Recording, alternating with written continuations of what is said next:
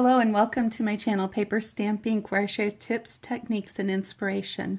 Today I want to share with you how to take a stamp set and make your own DSP, and how mixing up the color combinations can give you completely different looks. So today we're going to use the Tropical Chic stamp set for this. I've fallen in love with this stamp set. It's just so much fun, and I've done this card in 4 different color combinations. And I just want to show you those before we jump into our project. So this top one is done with mint macaron, soft seafoam, petal pink, and balmy blue.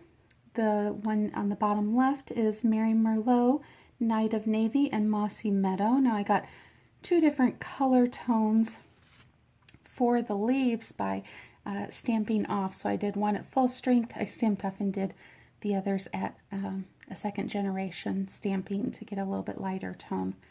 And this one up here is Shaded Spruce, Cherry Cobbler, Cajun Craze, and Mossy Meadow.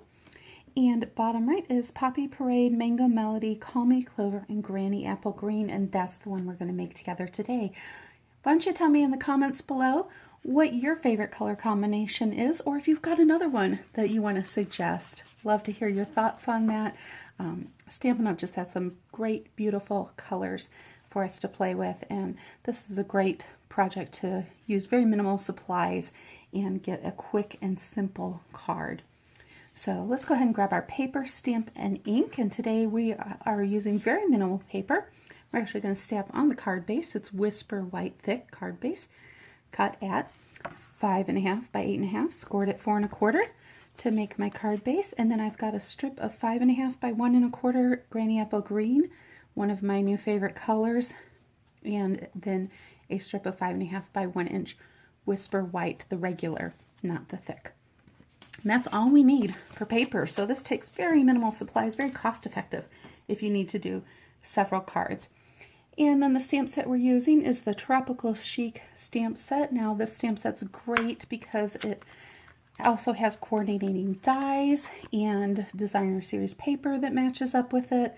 So you have just a ready-made suite of products to mix and match and make great cards. For the ink, we're going to use again the Granny Apple Green, Call Me Clover, Mango Melody, and Poppy Parade. Let's go ahead and get started. Now, while I'm getting ready, I want to remind you guys to tap the subscribe button down below, hit the bell, and that's going to make sure you get notifications of future videos I put out so you don't miss out on anything.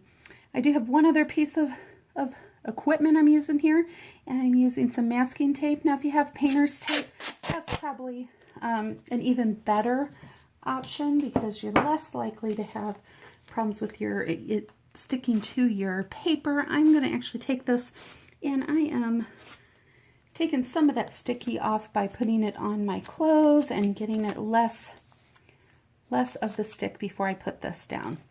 And I'm going to use my grid paper. This is a great option from the catalog to help you with lining things up. So very inexpensive, and you get several sheets of it.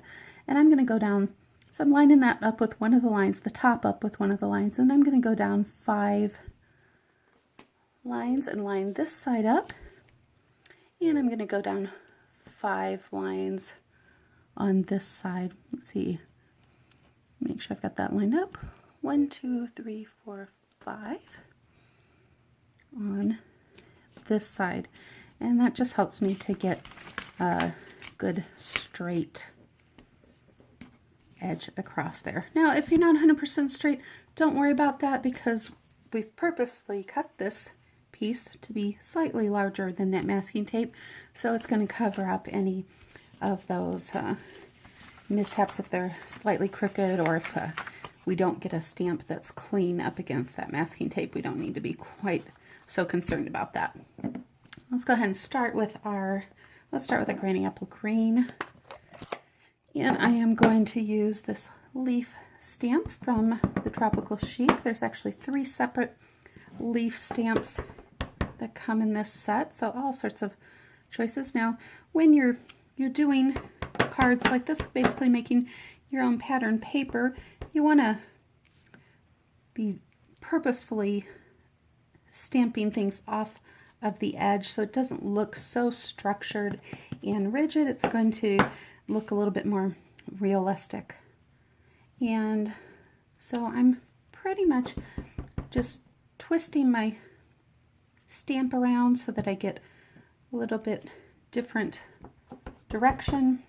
And let's put partial one over here, and ending up with no complete images on this.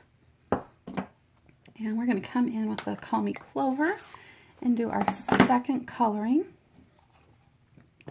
And this time I'm using this kind of fern-shaped leaf there. And again, I'm just going to come in and I'm going to add some color here and there without getting the complete image onto my card. Here we go. I'm just going to add a little bit of that because I want to leave plenty of room for the flowers on here. Let's go ahead and start with the Poppy Parade. And again, I'm going to be putting this in here and making sure that I twist and turn this. I'm not going to be concerned if I am overlapping these because, you know, I haven't been in a tropical rainforest, but when I've been in a field of flowers or in the forest, the trees and the flowers aren't all perfectly lined up wherever I go, and they're always overlapping. So I'm okay with those overlapping on this project. Let's give this a quick wipe down. Grab the Mango Melody. You can see how quickly these cards can come together, that you could do several of these just assembly line style by doing all of your leaves at once and coming in and doing your flowers and the different colors. There we go. And let's see, I think I want one more little bit of that Mango Melody up there. And we have got most of our stamping done. Well, I've got my inks out. Let's go ahead and do our sentiment strip. And for this, I'm using the sentiment that comes in the set, With Much Love and Thanks. And I'm going to use my darker color of the Poppy Parade. Line this up in the center, and I'm just going to eyeball that. I'm not going to measure it out and make sure it's all exactly centered. And then I am using this striped design that is part of the stamp set just to give a little bit of color on the edges. I thought there might be just a little bit too much white space there, and so I wanted to cover some of that up. There we go. We'll adhere this down with my favorite adhesive, the Tombow Mono Multi. I'm trying to get those ink pads out of the way so I don't get any smudges on our project here today. Nothing more frustrating than when you're almost done and you get a little bit of an ink smudge. And, or when your glue doesn't want to seem to start out. Normally I try and keep these upside down on my desk, but I did not clean up properly last time I had everything out, and so it was sitting on its side. There's still lots of glue in there, just gotta convince it to come out. Of course, if you do get smudges, that's what bling's for, right? The epoxy, enamel epoxy, your sequins, whatever your choice is. And then I'm going to take this masking tape off here, and I'm going to try and peel this carefully. I don't want to tear up too much paper there. This one's wanting to stick a little bit more than I'd like, but we're getting it up pretty well there. You know, if you have a real problem where you are concerned because maybe I was going to leave that blank, you can always take your heat tool and give it a little bit of heat to loosen up that adhesive.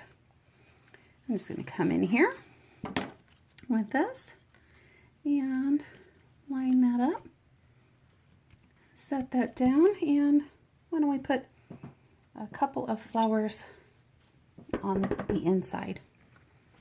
of this card, dress it up a little bit here too.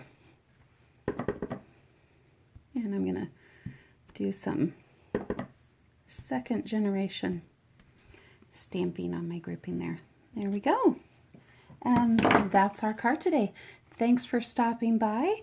I hope you enjoyed this tutorial, and I'd love to hear from you on what your favorite color combination is. Give me a thumbs up if you like this video, and keep creating.